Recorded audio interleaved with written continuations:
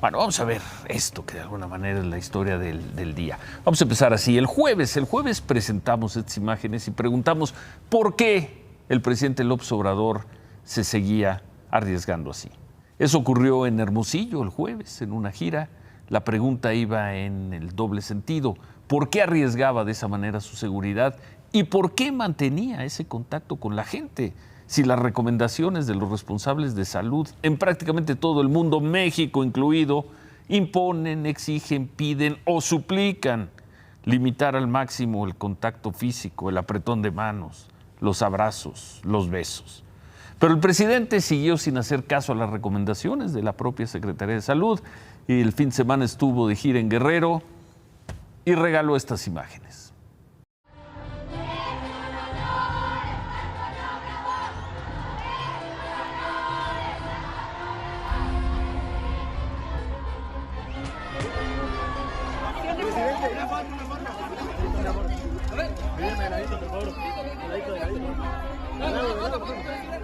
Por favor. ¡Arriba mi presidente!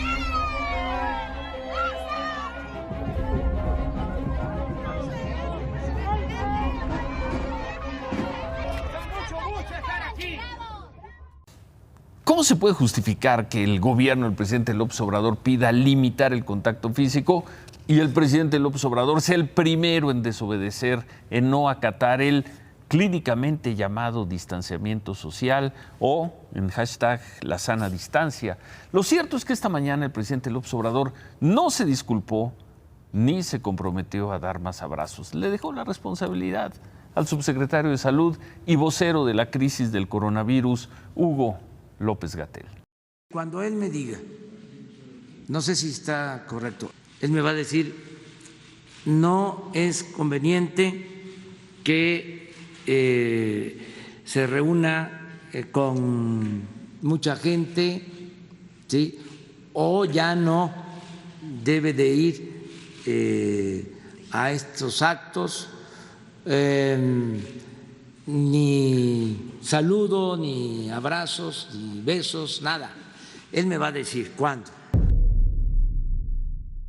Y para que no quedaran dudas, puntualizó. También que Hugo informe aquí cuándo me va a ordenar que ya yo no me mueva, ¿sí? Cuándo me va a recomendar que yo ya no tenga contacto con la gente, o sea, porque él es el que me va a decir, o sea, no un politiquero o un columnista, ¿no?, de la prensa vendida, como decíamos antes. En sus propias palabras. El presidente dijo además que no va a usar tapabocas porque eso no le daría ánimo ni seguridad a la gente. Y en una posición comprometida, difícil, tomó la palabra el subsecretario López-Gatell.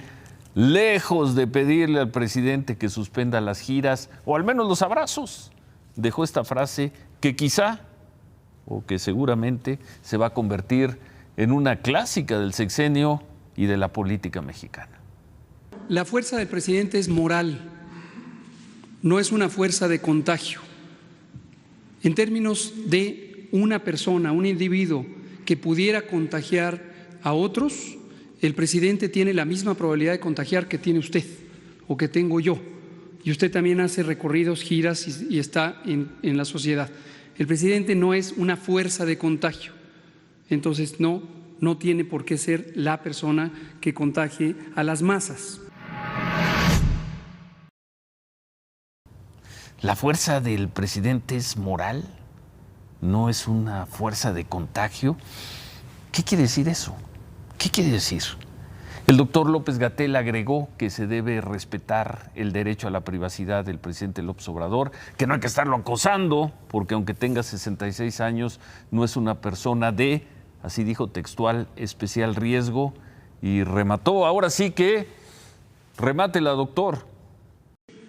Le voy a decir una cosa muy pragmática.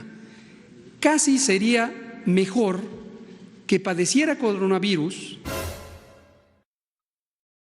casi sería mejor que padeciera coronavirus, porque lo más probable es que él, en lo individual, como la mayoría de las personas, se va a recuperar espontáneamente y va a quedar inmune. Y entonces ya nadie tendría esta inquietud sobre él. ¿Y por qué tanto asombro con los abrazos y besos del presidente? Pues porque además de extremar la higiene, la única otra medida que la autoridad le está pidiendo a la gente es limitar el contacto físico, el roce de personas, especialmente en lugares de alta concentración. Es lo que en estas crisis se llama promover el distanciamiento social y es lo que en plena erupción de la crisis desatendió el presidente.